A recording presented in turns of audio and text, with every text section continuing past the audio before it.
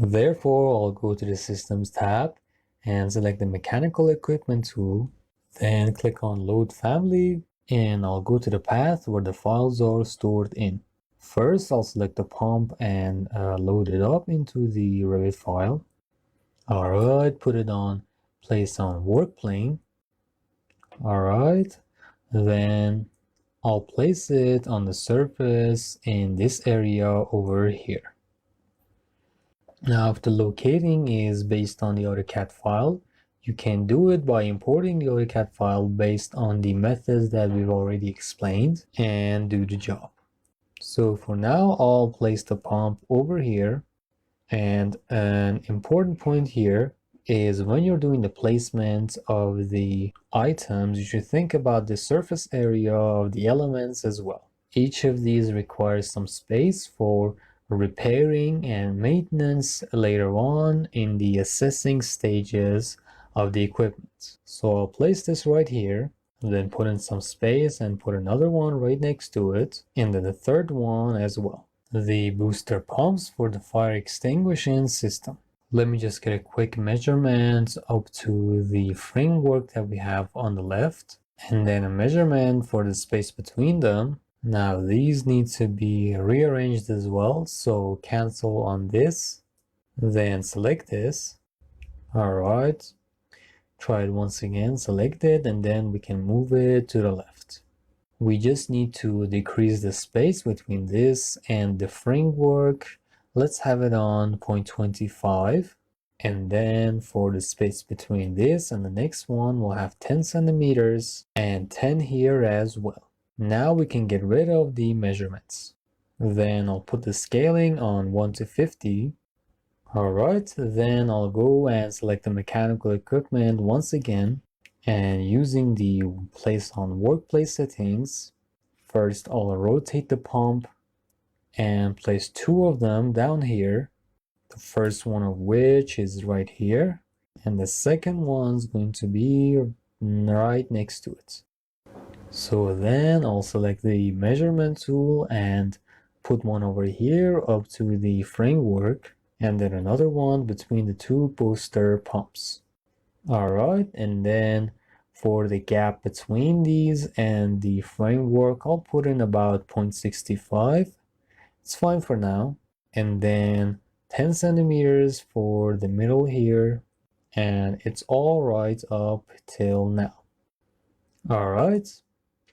So now let's zoom out of here and see what we have. For the next step, we're going to work based on the same AutoCAD plan that we had before.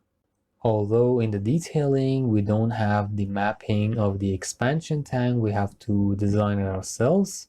And the placing of this isn't correct either. Now let's bring these two over till we can identify the placing of that later on. So from the mechanical equipment, we'll select load family once again, and we'll open up the galvanized tank. Alright, and then for the placement of it, we'll put one down here. Alright, then select it once again, and the height seems about right. And then we can specify the dimensions.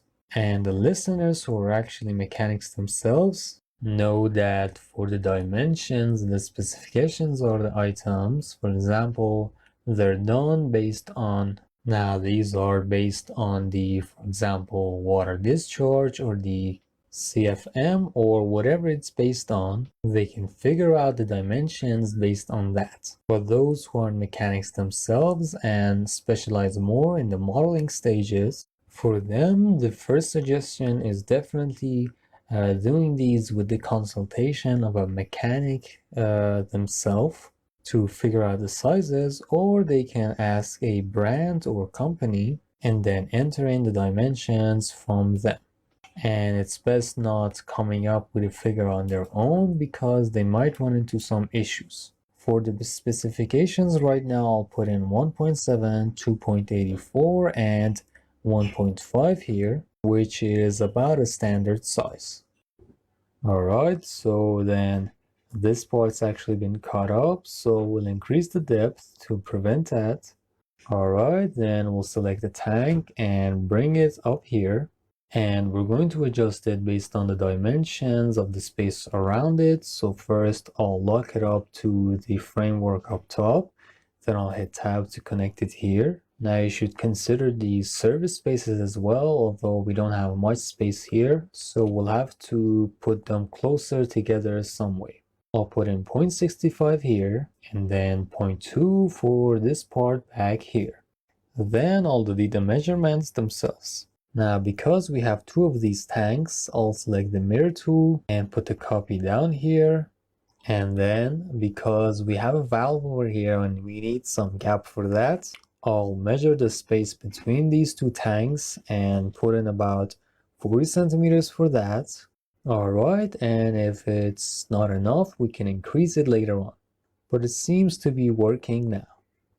Alright, and then for the expansion tanks, we can place them first one over here and then another one down here. And we need to do them based on some proper measurements. So first I'll load up the expansion tank family, click on open, let's see what this says, hit no.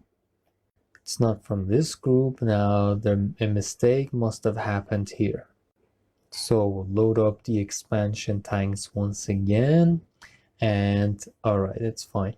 It's not actually right to place it under this group, but I'll use the place on work plane and put it right here for now. Then select it and go to the edit family to first adjust this, and then we can continue. We'll go over to the family category and parameters and put this under mechanical equipment, which is this one, and then we'll go to the 2D plan, and it all seems fine. So I'll save the file, yes, then load into project and close, and overwrite on this. And alright, it's located here, and this is the 2D symbol. But for now, we're going to specify the dimensions. Body width is going to be 0.4 and the body height itself is 1.2, and this is what it turns out like. And if we check out the riser itself in the AutoCAD file, here it is. So we've done one of them already, but for now I'll go to the 3D view and rotate this to see what we have. Alright, then I'll select the ceiling itself and bring the width down, and then go to the top view so that we can do some better placement. Alright, then I'll select it and put it here. And for now, I think we have enough space to the wall, and I can move it this way if I want to as well. I'll just basically copy this and bring it over here, and we can see it in 2D version as well. Now let's go back to the edit family and see the dimensions in the plan itself to resolve any issues. Alright, put this on shaded settings and the preview visibility off, then select the riser itself, and in the visibility settings we'll check these two boxes down here and leave this one be. So now we can see it in the plan and all the views. Alright, then put the scale on this. Alright, change it again to 1 to 100. Alright, change it once again to 1 to 50.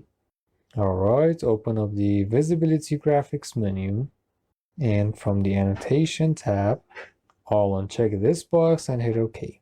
Put the visibility off and this on wireframe to see if we have the symbol or not.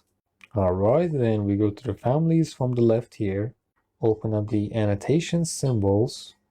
These are fine, the details. Now let's see what this is exactly.